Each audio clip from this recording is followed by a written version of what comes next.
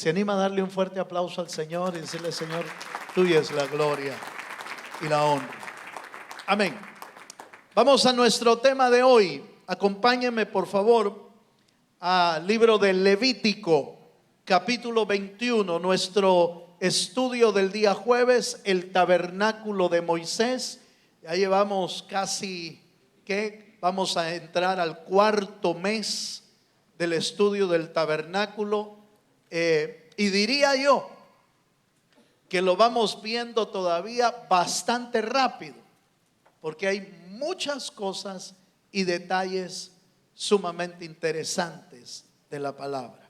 Levítico capítulo 21 versículo 16 dice así: y Jehová habló a Moisés diciendo: habla a Aarón y dile: ninguno de tus descendientes por sus generaciones que tenga algún defecto, oiga esto, que tenga algún defecto, se acercará para ofrecer el pan de su Dios. Porque ningún varón en el cual haya defecto se acercará, varón ciego o cojo o mutilado o sobrado. Aleluya. Dejémoslo hasta ahí, porque yo sé que esto va a ocasionar algunas preguntas en su vida, porque pareciera que se está haciendo como discriminación de personas que tienen algún defecto. Pero quiero recordarle que estamos hablando de los sacerdotes de la línea aarónica, y por lo tanto estamos hablando de los sumos sacerdotes que por generación venían del linaje de Aarón. Aarón y su casa fueron escogidos por Dios para pertenecer a la línea de los sumos sacerdotes. Todos los levitas de Leví venían los sacerdotes que oficiaban en el templo, pero de Aarón venían los sumos sacerdotes. Y es interesante que las calificaciones eran sumamente elevadas para esa familia. Tenían que ser preparadas en las leyes y además en lo físico no tenían que tener ningún defecto. Ahora quiero recordarle esta parte. El sumo sacerdote del tabernáculo de Moisés era la sombra del sumo sacerdote del Nuevo Testamento. Y el sumo sacerdote del Nuevo Testamento se llama Jesucristo. ¿Cuántos dicen amén? Eso quiere decir, si me ponen una lámina que vimos la semana pasada, hablamos un tanto de las vestiduras que el sumo sacerdote usaba, y hablamos que habían piedras preciosas ahí, estaban cosidas con hilo de oro, inclusive lino fino, y las piedras preciosas reflejaban la dignidad, oiga esto, la dignidad y la hermosura del oficio. Pero ¿por qué era tan, diríamos, si puedo usar esta expresión, lujosa el vestuario del sumo sacerdote? Porque reflejaba y representaba la dignidad y la hermosura del Cristo que iba a venir en el tiempo futuro. Usted mira la construcción, por ejemplo, no del tabernáculo, sino del templo de Salomón, y se asombra del lujo que llevaba ese templo, porque reflejaba la gloria de Dios. Ahora, ¿por qué estoy diciendo esto? Porque si el sumo sacerdote, su vestuario reflejaba esa dignidad y esa hermosura, eran escogidos sin defecto porque representaban la perfección del Cristo que iba a venir. ¿Sí me estoy dando a entender? Por eso es que no tenía que tener defecto el sumo sacerdote que era llamado. ¿Por qué? Porque estaba señalando la dignidad, la hermosura, la perfección del sumo sacerdote según el orden de Melquisedec, que se llama Jesucristo, el Hijo de Dios. Dele un fuerte aplauso al Señor.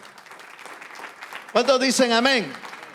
Entonces note por favor por qué al leer este pasaje de Levítico nos encontramos como con esta frase bastante delicada. No debe de tener defecto. Y no es que el Señor estuviese haciendo a ninguna persona a un lado. Estaba representando lo que iba a reflejar. Ahora, por supuesto, todas las personas, con defecto o sin defecto, tenían la oportunidad de acercarse al tabernáculo, de buscar a Dios con todo su corazón, de ofrecer sacrificios a Dios a través de los sacerdotes. Todos, sin excepción, podían llegar al tabernáculo de Dios. Bueno, usted me preguntará, hermano, ¿y qué pasó de los leprosos? Bueno, usted dirá también, usted lee en la Escritura, que la lepra en aquel tiempo era figura del pecado. Y el pecado hacía una separación entre Dios y el ser humano. Es igual hoy. El ser humano físicamente quizás no tenga nada, pero si tiene pecado adentro, está separado de Dios. Se separa de Dios. El pecado pone una barrera entre Dios y el ser humano. Pero ¿qué pasa con los cristianos que pecan? El llamado de Dios es: deja tu ofrenda, ve y ponte a cuentas con alguien que estés peleado y regresa. Y si alguno ha pecado, dice el apóstol, y si alguno ha pecado, dice el apóstol Juan, abogado tenemos para con el Padre, a Cristo el justo. ¿Qué quiere decir eso? ¿Queremos entrar a la presencia de Dios? Limpiémonos. Él tiene la capacidad de limpiar y perdonar nuestra vida para poder entrar a la presencia del Señor. Amén. ¿Cuántos dicen amén, hermano? Bien, sigamos un poquito más. Dijimos ya que el sumo sacerdote era figura de Cristo. Hebreos capítulo 8 versículo 5 nos da a entender claramente que el tabernáculo que le fue mostrado a Moisés era sombra de lo que había de venir. Hebreos capítulo 8 versículo 5. Cuando usted lo tenga dice amén. Hebreos 8:5 dice: los cuales sirven a lo que es figura y sombra de las cosas celestiales, como se le advirtió a Moisés cuando iba a erigir el tabernáculo, diciéndole: mira, haz todas las cosas conforme al modelo que se te ha mostrado en el monte. Fíjese que es importante que usted vea que todas las instrucciones, tanto del tabernáculo como del sacerdote, todas las instrucciones vinieron de parte de Dios. Ninguna instrucción surgió de un ser humano aquí en la tierra. No fue el Moisés el que le dijo a fulano, a mengano, hagan así. No. Fue Dios el que dio la orden. ¿Por qué? Porque Él estaba dando un modelo para hacerlo aquí en la tierra, pero ese modelo era una sombra de lo que hay en el cielo. Fíjese, de lo que hay en lo celestial. Cuando usted ve una sombra, no distingue muchos aspectos. Por ejemplo, cuando usted está parado afuera en el sol y ve su sombra, solo mira su silueta, solo mira si está hermoso o está delgado. Aleluya. Solo puede distinguir algunos aspectos de su imagen, de su cuerpo. Puede distinguir un tanto la altura, puede distinguir un tanto la anchura, puede distinguir un tanto los colochos, si tiene colochos, puede distinguir algunos aspectos, pero no los puede distinguir todos. No puede distinguir el color de los ojos, no puede distinguir la nariz, no puede distinguir muchos detalles, no los puede distinguir en la silueta, porque solo es una sombra. Entonces, el tabernáculo de Moisés solo era una sombra de las cosas venideras. Por lo tanto, es imposible que Moisés haya logrado entender todo lo que le estaban diciendo. ¿Por qué? Porque solo le estaban dando una sombra. Eso a Moisés.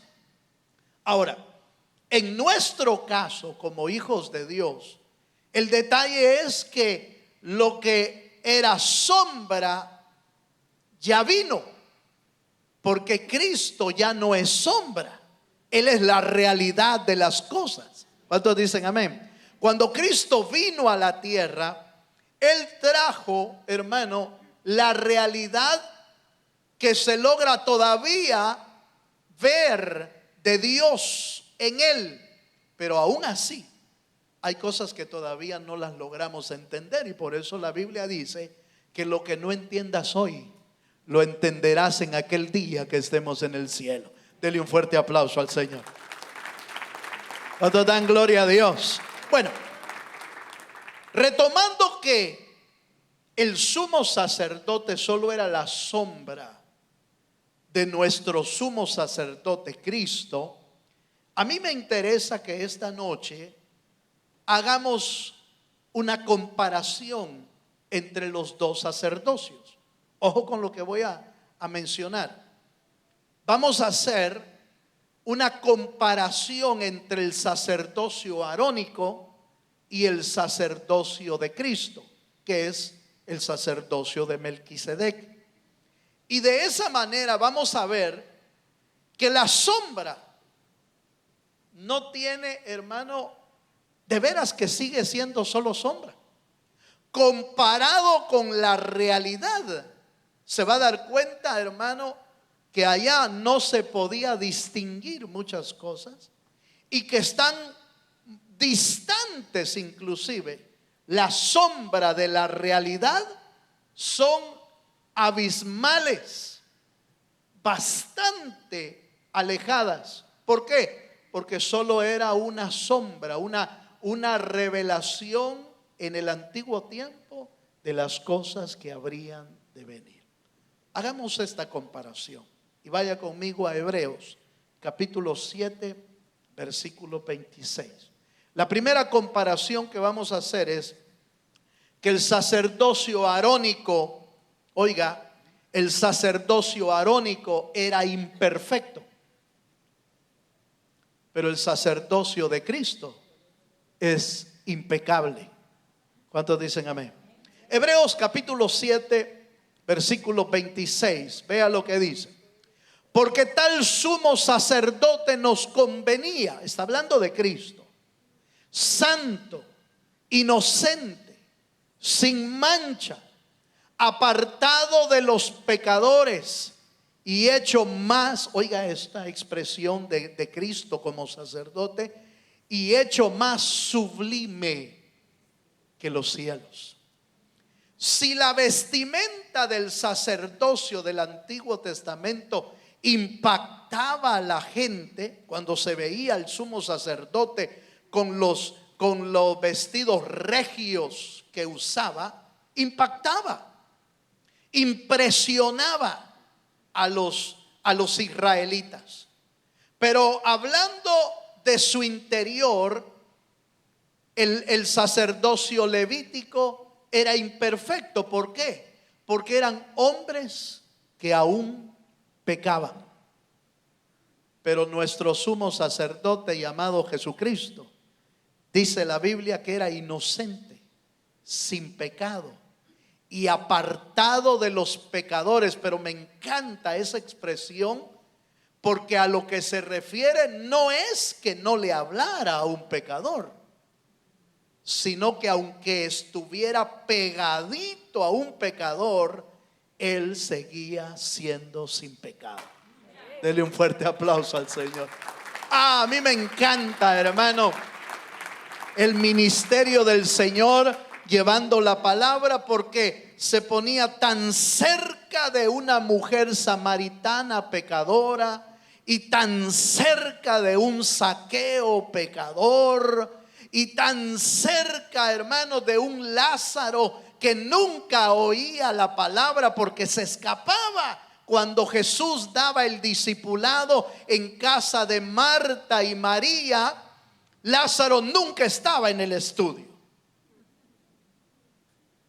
pero podía estar tan cerca de ellos, podía estar tan cerca del endemoniado gadareno cuando fue liberado, y después de eso la Biblia dice que él estaba junto a los pies del Señor en su sano juicio, vestido de nuevo, y oía la palabra del Señor. Estaba tan cerca del pecador, pero sin pecado. Eso es lo que lo hace totalmente diferente al ser humano. Los hijos de Aarón y Aarón mismo seguían cometiendo pecados, pero nuestro sumo sacerdote es sin pecado, vino a la tierra, vivió entre nosotros y nunca pecó, aunque fue tentado en todo, dice la Biblia, se mantuvo sin pecado. ¿Cuántos dicen amén? ¿Usted cree que es diferencia? Una diferencia enorme entre los dos. Segunda diferencia o segunda comparación: el pacto que le dieron a Moisés fue un pacto temporal, pero el pacto que trajo Jesús es un pacto eterno que estará para siempre. Hebreos capítulo 8 versículo 6 dice así la escritura. Hebreos capítulo 8 verso 6 dice: pero ahora tanto mejor ministerio es el suyo, está hablando de Cristo, cuanto es mediador de un mejor, oiga la expresión, mejor pacto, establecido sobre mejores promesas. Los pactos anteriores, que no fue el único, el de Moisés no fue el único. Usted recuerda, antes está el pacto de Noé. Un poquito más adelante está el pacto de Abraham. Está un pacto con Enoc ahí.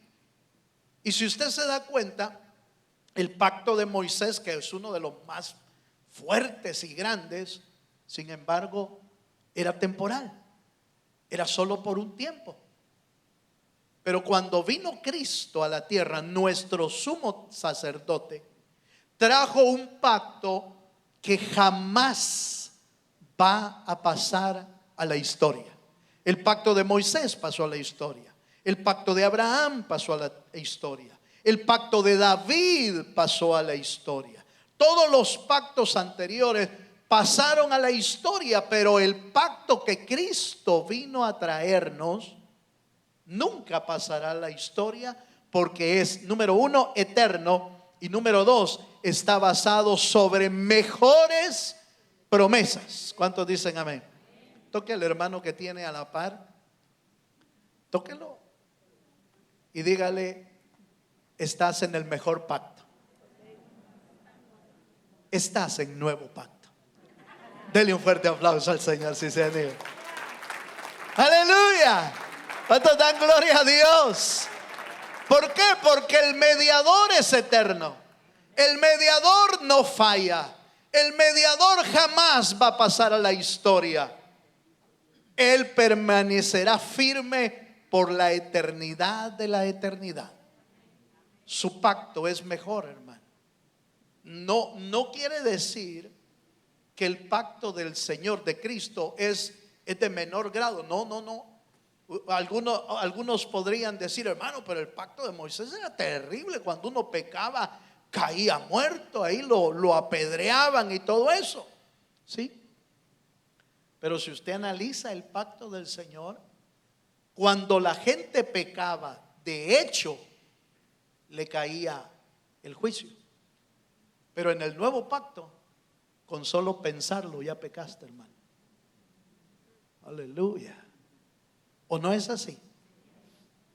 Alguien me dijo una vez, fue para allá por el mercado y se encontró con alguien y se peleó y regresó enojado, peleado y toda la cosa, y me dijo: pastor, viera con lo que me pasó, me fue mal, pero logré resistir. Así. Sí, no me agarré con la señora que me insultó, pero le dije: que te valga que soy cristiana. Porque si no, ahorita mismo te estrangulaba. ¿Pecó o no pecó? Claro que pecó. En el nuevo pacto, las intenciones cuentan. En el nuevo pacto, los pensamientos cuentan. En el nuevo pacto, las miradas cuentan. Les fue dicho en la ley: si uno adultera es digno de apedreamiento, pero yo os digo que cualquiera que desee a la mujer de su prójimo ya adulteró. Hermano, ¿le parece menor este pacto? Es más tremendo, pero también tiene mejores promesas. ¿Cuántos dicen amén? Dele un fuerte aplauso al Dios de los cielos. Vaya, sigamos comparando. Las ofrendas que ofrecía el sacerdote arónico, eran continuas, uno tras otro.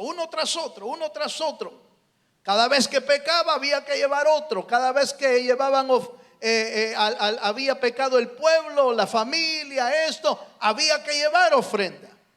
Pero en el nuevo pacto con el sumo sacerdote, la Biblia dice, Hebreos capítulo 10 verso 12, que fue una sola ofrenda para siempre.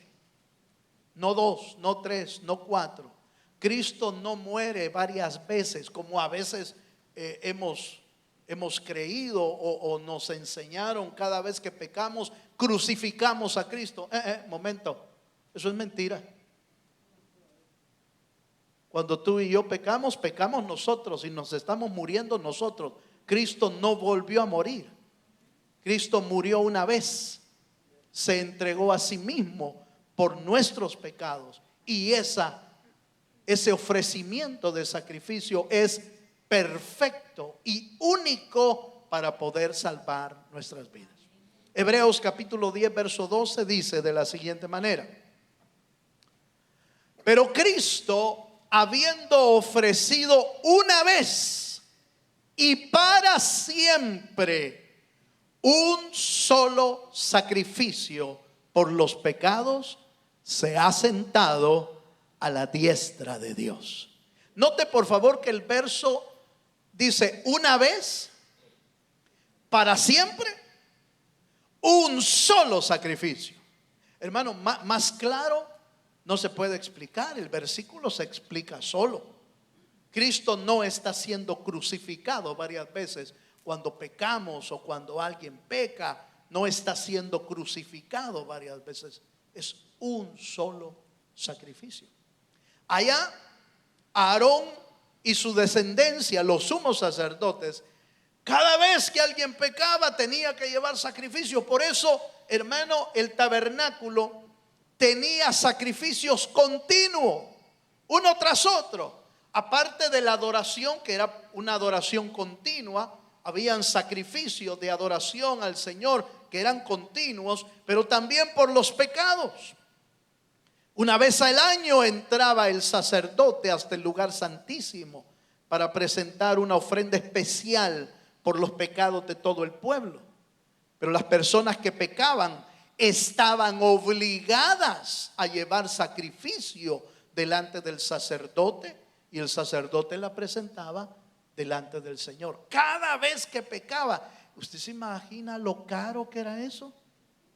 Aleluya. ¿Cuántos tendríamos que llevar nosotros, hermano? Cada vez que pecamos tendríamos que llevar un sacrificio. Eso era lo que hacía el pueblo de Israel. Llevar uno y otro y otro, y nunca determinar. Pero cuando Cristo vino en la cruz del Calvario, ojo con lo que voy a decir, en la cruz del Calvario pagó por tus pecados pasados, por tus pecados presentes y por tus pecados futuros. Fueron clavados en la cruz del Calvario. Aleluya. Qué sacerdocio más especial. Un solo sacrificio ha sido suficiente. Por eso es triste oír a personas creer que pueden aportar algo para su salvación, como diciendo: no, pero ya Cristo lo hizo, pero yo tengo que aportar mi parte, hermano. ¿Aportar qué? ¿Qué es lo que vas a aportar para tu salvación? Nada. No puedes aportar nada. Pero tengo que portarme bien. Sí, eso es producto de que naciste de nuevo. Cuando tú naces de nuevo y te arrepientes verdaderamente delante del Señor, naciste de nuevo.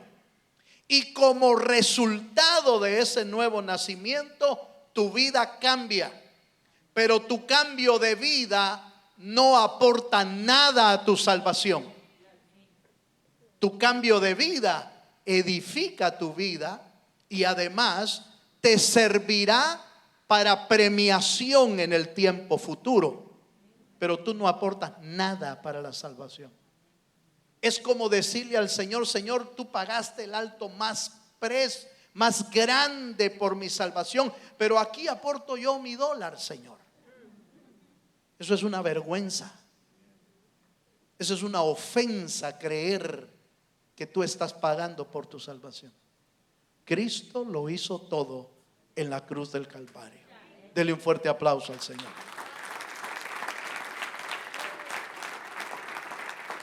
No me vaya a malinterpretar diciendo el hermano Balmore, dice entonces que como él ya pagó todo, podemos vivir como queramos. Eso no es lo que estoy diciendo. Estoy diciendo que él ya pagó por tu salvación, y si tú naciste de nuevo, vas a tener un cambio de vida precioso. Vas a dar evidencia de que Cristo te salvó. Vas a dar evidencia de que tú eres una vida renovada. Vas a dar evidencia y testimonio de la hermosura del cambio que Dios está haciendo en tu vida. Pero nada de eso que hagas aporta nada a tu salvación, porque Cristo pagó todo en la cruz del Calvario. Dele un fuerte aplauso al Señor. Vaya pues, una sola ofrenda, suficiente. Otra comparación: los sacerdotes del Antiguo Testamento, oiga, aunque se miraban maravillosos, se miraban gloriosos, pero se morían. Eran sepultados como todos los seres humanos. Pero nuestro sacerdote es eterno. Y aunque murió una vez, solo fue para pagar la deuda. Pero Él es eterno. Y jamás nuestro sacerdote va a morir. Nunca más. Leemos Miqueas capítulo 5 para hablar un poco de la eternidad de Cristo. Miqueas capítulo 5 versículo 2 dice: pero tú, Belén, la ciudad donde nació nuestro Salvador, pero tú, Belén, Éfrata, pequeña para estar entre las familias de Judá, de ti me saldrá el que será Señor en Israel, y sus salidas son, ¿desde dónde, hermano? Desde el principio, desde los días de la eternidad. ¿Qué quiere decir eso? Que Él siempre ha existido. Él siempre ha estado ahí.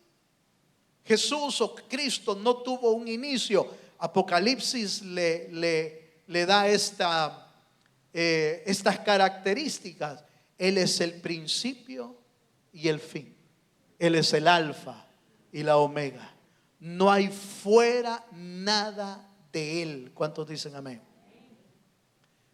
Todos los sacerdotes arónicos, aunque eran impresionantes y era algo hermoso y digno el oficio que hacían, morían, tenían que fallecer, se terminaba, los alcanzaba lo que alcanza a todo hombre. Está establecido que el hombre muera una vez y después el juicio. Pero nuestro Salvador, nuestro sacerdote, ¿qué es, hermano? Eterno. Colosenses capítulo 2 verso 10. Veamos otra. Voy rápido, hermano, porque mire, yo anoté una buena cantidad, pero se me quedaron otro montón y quiero darle lo más que pueda esta noche. Colosenses 2:10 nos da otra diferencia. Los sacerdotes del Antiguo Testamento no tenían poder en sí mismos. No tenían poder. Ellos representaban el poder de Dios en la tierra. Eran un representante de Dios aquí.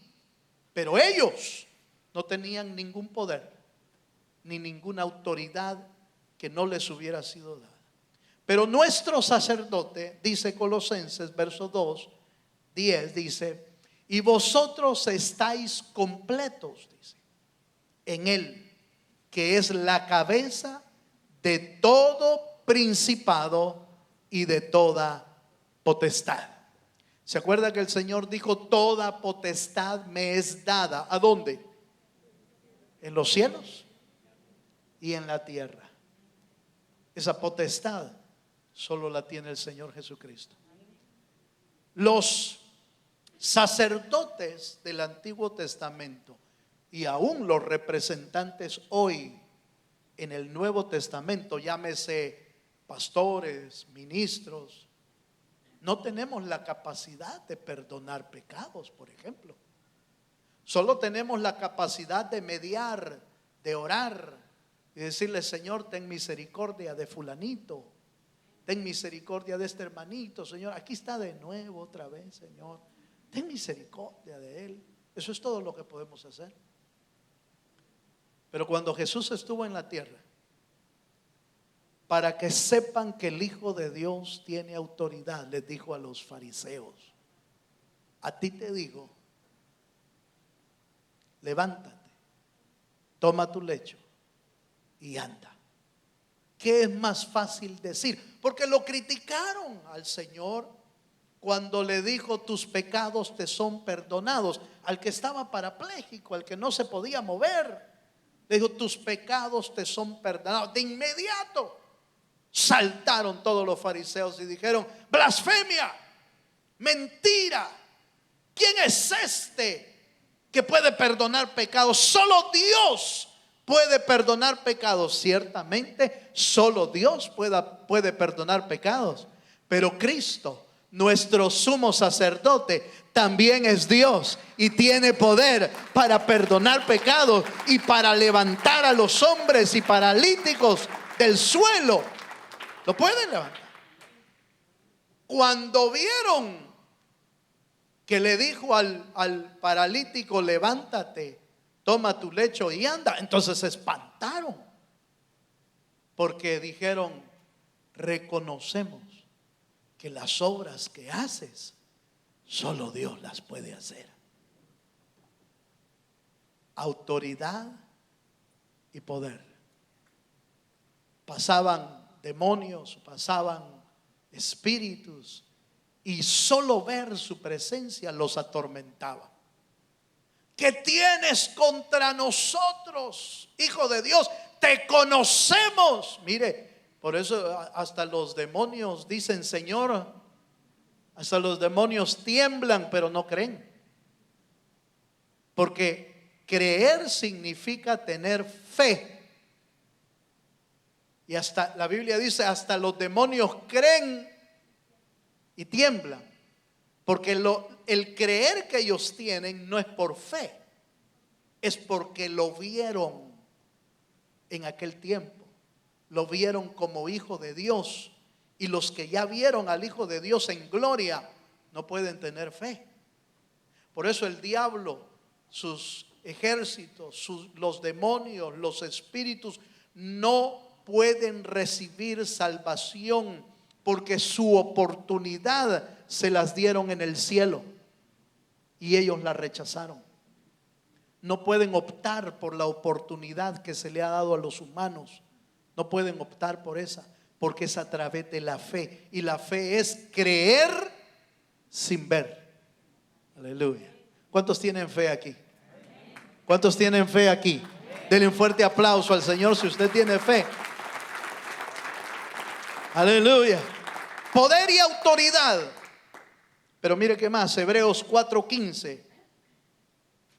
Hebreos capítulo 4 verso 15 dice: porque no tenemos un sumo sacerdote que no pueda compadecerse de nuestras debilidades, sino uno que fue tentado en todo según nuestra semejanza, pero sin pecado. En otras palabras, el sacerdote del Antiguo Testamento no era sensible a las necesidades del ser humano. Cristo sí.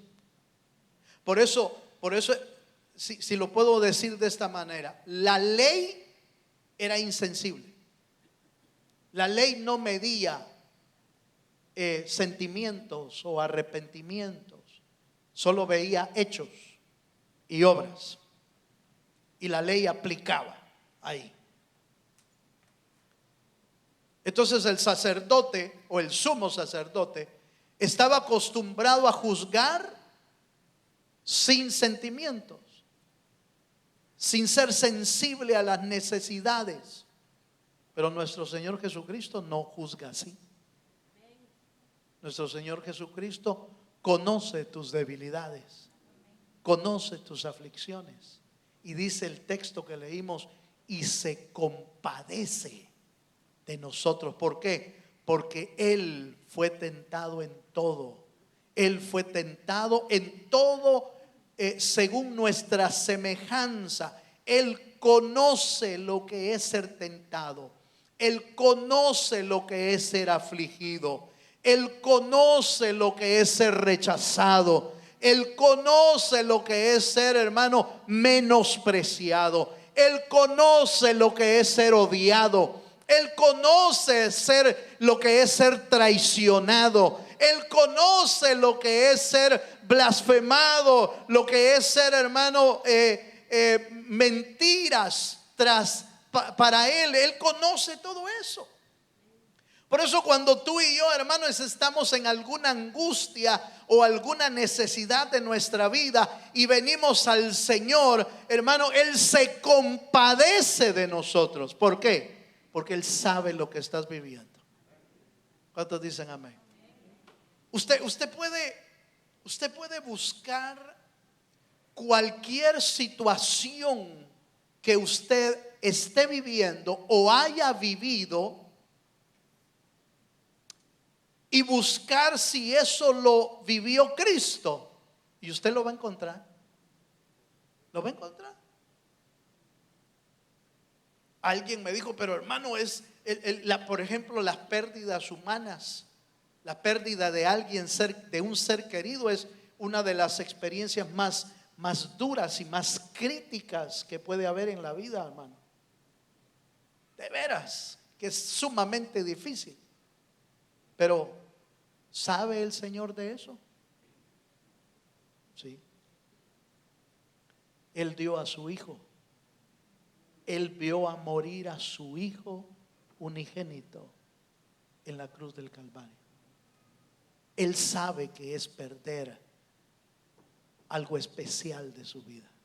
Por eso Él se compadece cuando nosotros estamos padeciendo. Vayamos a los pies del Señor, porque Él se compadece de nuestras necesidades. Dele un fuerte aplauso al Señor. Voy a ir cerrando. Y me faltan como 20 aquí. Aleluya. Uno más. Hebreos capítulo 9, versículo 12. El sumo sacerdote arónico entraba una vez al lugar santísimo. Una vez al año entraba al lugar santísimo. Ese era el privilegio que tenía. Pero Hebreos 9, verso 12 dice: y no por sangre de machos cabríos ni de becerros, sino por su propia sangre entró una vez para siempre. ¿A dónde? En el lugar santísimo, habiendo obtenido eterna redención. Pero ¿a qué lugar santísimo entró? ¿A cuál? ¿Al que hicieron los hombres aquí en la tierra? No. La Biblia nos dice que fue al cielo. Oiga, fue al templo original. Porque el de abajo solo es un modelo. El de abajo solo es una sombra. Allá arriba está el templo original. Y resulta que en ese templo hay lugar santísimo. Y él fue el sumo sacerdote, también fue el cordero sacrificable, y él como sumo sacerdote subió al tercer cielo, al templo no hecho de manos, al lugar santísimo, y él llevó su propia sangre como sumo sacerdote a presentarla delante de la presencia de Dios. Y así fuimos redimidos de todo pecado en nuestra vida. ¿Cuántos dan gloria a Dios, hermano? El sacerdote del Antiguo Testamento tomaba la sangre del sacrificio, pero él no era el sacrificio. Él solo llevaba la sangre. Pero nuestro sumo sacerdote, él era el cordero. Él llevó su sangre y la llevó hasta el lugar santísimo en el cielo. ¿Qué hombre puede hacer eso, hermano? ¿Qué ser humano puede hacer semejante cosa? Nadie. Solo él. Y por último, voy a terminar con este porque ya no me va a alcanzar el tiempo. Lucas capítulo 4, verso 18. Moisés ungió a Aarón como sumo sacerdote. Esa fue la orden que Dios le dio a Moisés. Y tomarás a Aarón y a sus hijos. Usted lo puede buscar en Levítico. Dice: y tomarás a Aarón y tomarás a sus hijos y los ungirás como sacerdotes delante de mí. Moisés ungió a Aarón. Pero ¿quién ungió a Cristo? Aleluya. ¿Quién lo ungió? Lucas 4:18 es una lectura de Isaías y dice: el Espíritu del Señor está sobre mí, por cuanto me ha ungido para dar buenas nuevas a los pobres.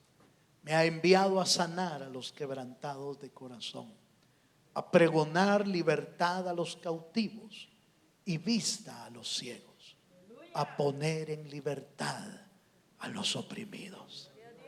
Nos conviene el sumo sacerdote que tenemos. ¿No lo ungieron aquí abajo? Ella venía ungido.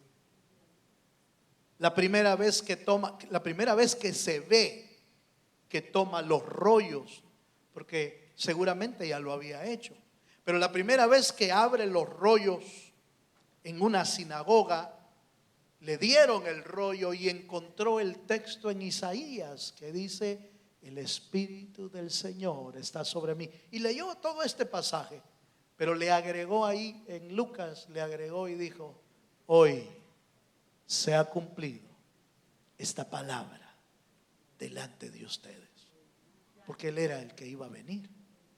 Hermano, el sacerdote que tenemos no fue ungido con aceite visible. Por eso, mire lo que voy a decir. Esto es un poquito delicado. Allá se ungían reyes y sacerdotes. En el Antiguo Testamento se ungían reyes y sacerdotes. Eran los únicos que eran ungidos para el oficio. Cuando Cristo vino, Él fue ungido por el Espíritu. Y todos los ministros después de Él han sido ungidos por el Espíritu Santo. Ojo con lo que estoy diciendo. Porque a veces entre las prácticas que la iglesia hace es que empieza a ungir a la gente para el oficio. Y eso era figura nada más. Hoy no se echa aceite sobre los ministros para ungirlos, porque ya vino el verdadero. Y el verdadero no era el aceite físico. El verdadero es el Espíritu Santo. El que debe de ungir a un ministro no es el aceite físico, es el aceite del Espíritu Santo. Hermano, pero ¿se puede ungir con aceite a alguien? Sí, si está enfermo. Eso es lo que dice Santiago. En el Nuevo Testamento, la unción de aceite es solo para los que están enfermos. Eso es lo bíblico. Así como que lo vi, ay, y yo ungí mi carro, y yo la puerta lo ungí, y ungí mi casa. La Biblia no habla de ungir casas en el Nuevo Testamento. No habla de eso. En el Antiguo Testamento aparece ungir muebles y todo eso. Eso es el Antiguo Testamento. Pero eso que era sombra de lo venidero. ¿Qué es lo verdadero? Cristo y el Espíritu Santo es lo venidero, lo verdadero. Si usted empieza a ungir muebles, eso no es bíblico, hermano. Aleluya. No es bíblico. La unción de aceite es para los enfermos. Si alguno está enfermo, llame a los ancianos y estos le ungirán. ¿Con qué dice? Con aceite. Es un acto de fe. Un acto que puede traer sanidad, pero al enfermo y casi al moribundo inclusive, para que el Señor haga una operación. Pero esa es la única unción que Dios habla, porque ya vino lo verdadero en Cristo. Termino, hoy sí, le prometo que termino. Hebreos 4:14, y ahí terminamos. Hebreos capítulo 4 verso 14 dice: por tanto, teniendo un gran sumo sacerdote que traspasó los cielos, Jesús, el Hijo de Dios, retengamos nuestra profesión, es decir, nuestro llamado al Evangelio.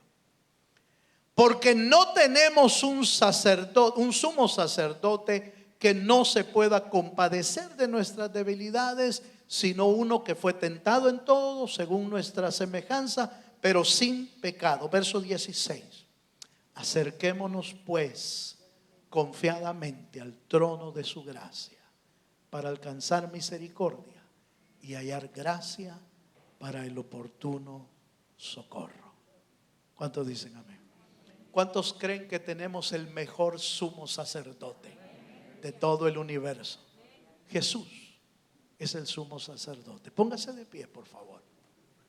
Y yo quiero invitarle esta noche a que nos tomemos un tiempo hoy, no para pedirle algo. Yo quiero usar esta noche no para que traigamos nuestras peticiones, nuestras necesidades, nuestras dolencias, nuestras enfermedades al Señor. No quiero usarlo hoy para eso. Quiero usar esta noche lo que nos resta de este servicio. Quiero usarlo para que le demos a Él, a nuestro sacerdote, le demos la gloria y la honra que se merece. En el libro de Apocalipsis dice que Juan, el apóstol, que fue el que lo escribió, estaba triste porque no se encontraba a nadie que pudiera abrir los sellos. Pero llamaron al Cordero y dijeron: el Cordero de Dios es digno de desatar los sellos y de abrir el libro para conocer las cosas eternas. Solo Él puede desatar esos sellos, porque Él es digno de toda gloria y de toda honra. Cierre sus ojos. Cierra tus ojos. Aleluya.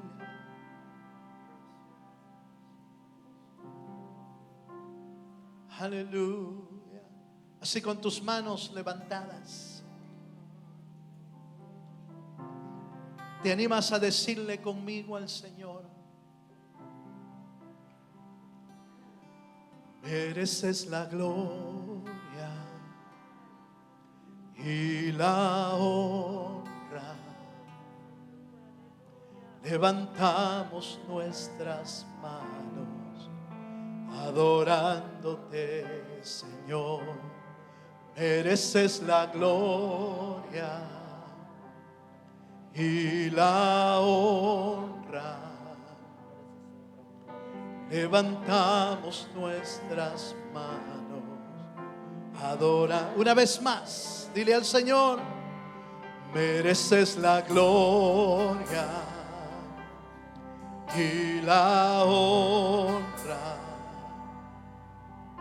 Levantamos nuestras manos adorándote. Una vez más, mereces la gloria y la honra. Levantamos nuestras manos adorándote, Señor. Altísimo, milagroso Salvador, no hay nadie como tú. No hay nadie como tú. Levanta tus manos y díselo.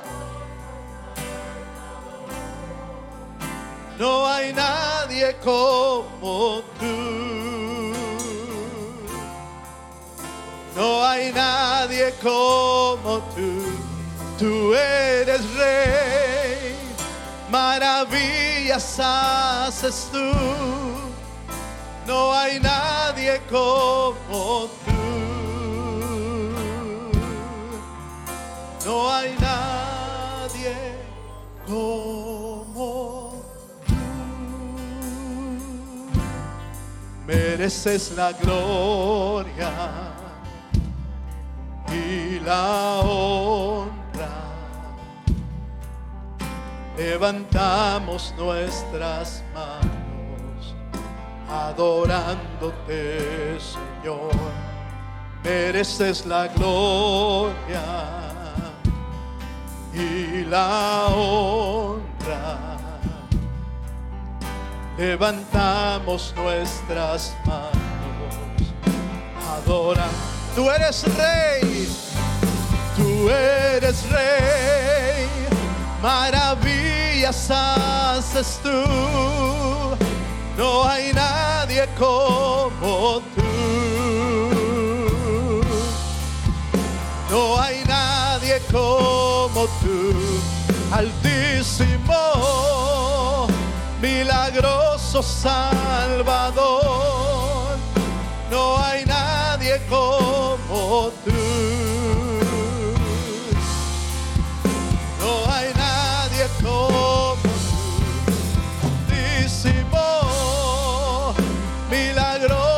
Salvador. No hay nadie como tú. No hay nadie, dile al Señor. No hay nadie como Tú eres Rey, maravillas haces tú. No hay nadie como tú. No hay nadie como tú. Altísimo, milagroso Salvador, no hay nadie como tú.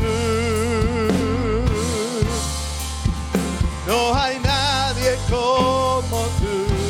Tú eres Rey, maravillas haces tú. No hay nadie como tú. No hay nadie como tú, altísimo, milagroso Salvador. No hay nadie como tú. No hay Nadie como tú. No hay nadie como tú. No hay nadie, díselo. Dile, no hay nadie como tú, Señor. No hay nadie como tú. No hay nadie como tú.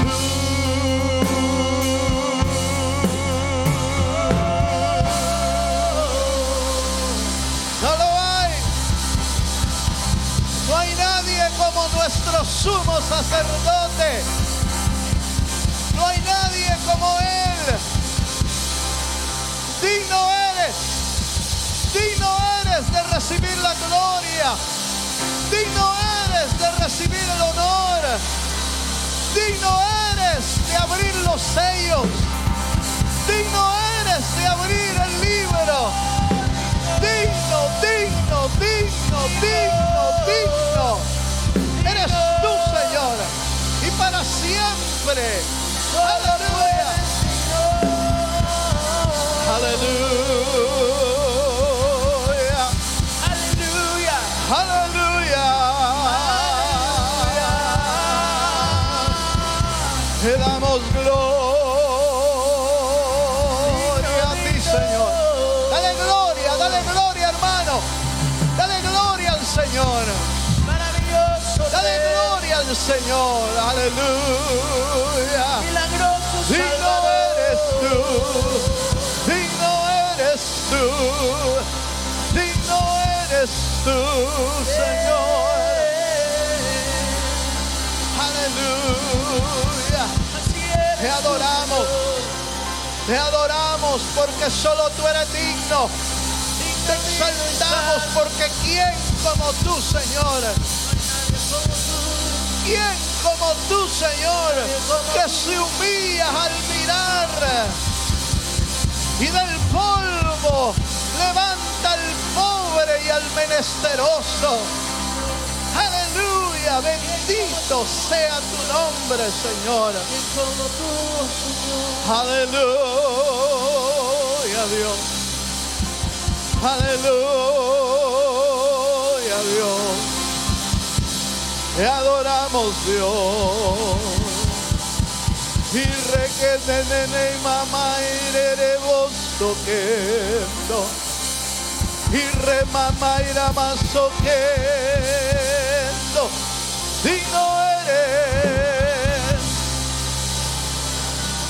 Digno eres tú, Señor. Digno eres. A ti damos la gloria, a ti damos la gloria. A ti damos la gloria, Señor. Suavemente, Suavemente levantamos un momento más nuestras manos. Suavemente le decimos: Señor, gracias. Gracias por tu amor, por tu bendición. Gracias por tu misericordia. Señor, visita a tu pueblo y llena nuestros corazones de tu presencia, Señor. Aleluya, Dios. Gracias, Señor. Gracias por hacernos tus hijos, Señor.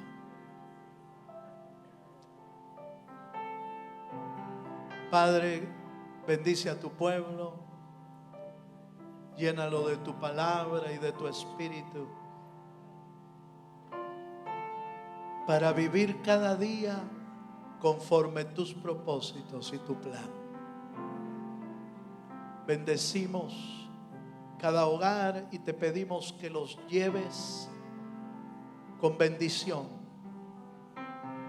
Y el día domingo, Señor, podamos estar juntos para adorar tu rostro. En el nombre de Cristo Jesús. Amén y amén. Le damos un fuerte aplauso al Señor. Aleluya. Terminamos